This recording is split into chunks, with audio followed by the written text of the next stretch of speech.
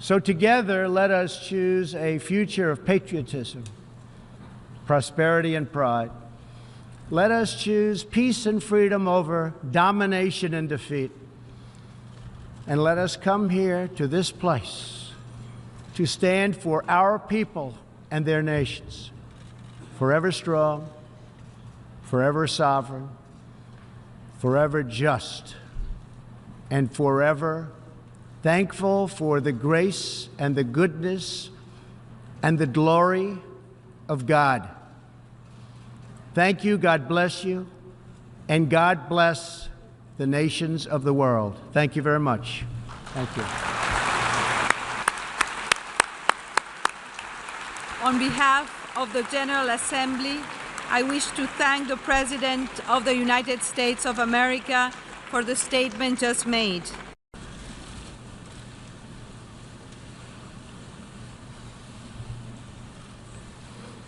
Madam President, Mr. Secretary General, world leaders, ambassadors, and distinguished delegates, 1 year ago, I stood before you for the first time in this grand hall.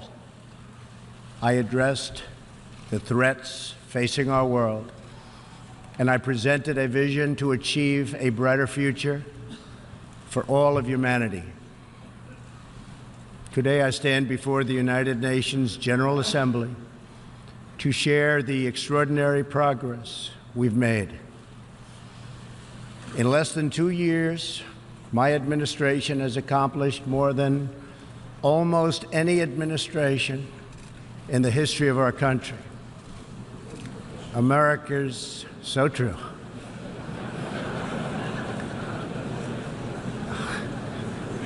Didn't expect that reaction, but that's okay.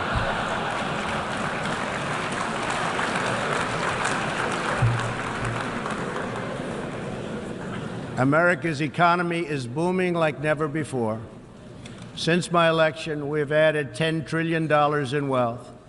The stock market is at an all-time high in history, and jobless claims are at a 50-year low.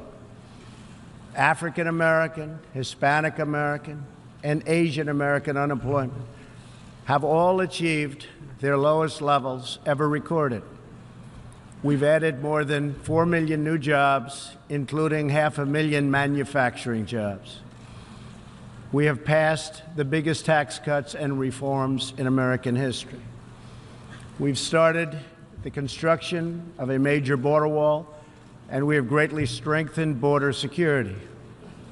We have secured record funding for our military, $700 billion this year and $716 billion next year. Our military will soon be more powerful than it has ever been before. In other words, the United States is stronger, safer, and a richer country than it was when I assumed office less than 2 years ago.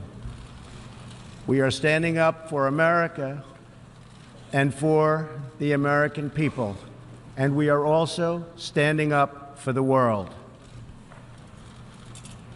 This is great news for our citizens and for peace-loving people everywhere.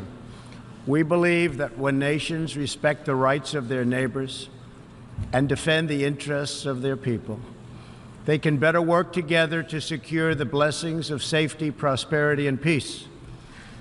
Each of us here today is the emissary of a distinct culture, a rich history, and a people bound together by ties of memory, tradition, and the values that make our homelands like nowhere else on earth.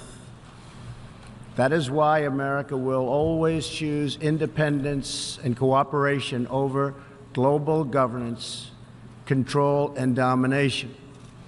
I honor the right of every nation in this room to pursue its own customs, beliefs, and traditions. The United States will not tell you how to live or work or worship. We only ask that you honor our sovereignty in return.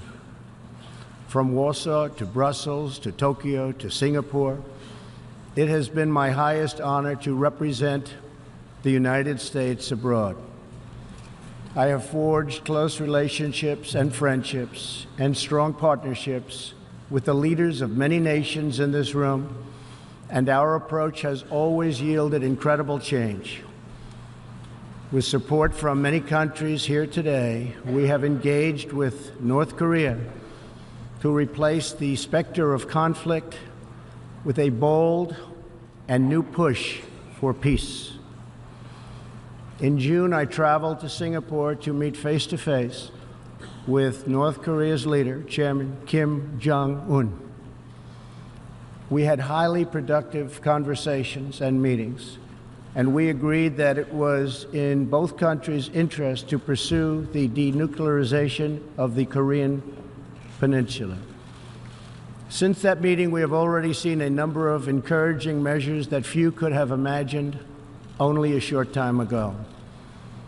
The missiles and rockets are no longer flying in every direction. Nuclear testing has stopped. Some military facilities are already being dismantled. Our hostages have been released, and as promised, the remains of our fallen heroes are being returned home to lay at rest in American soil. I would like to thank Chairman Kim for his courage and for the steps he has taken, though much work remains to be done. The sanctions will stay in place until denuclearization occurs. I also want to thank the many member states who helped us reach this moment, a moment that is actually far greater than people would understand, far greater, but for also their support and the critical support that we will all need going forward.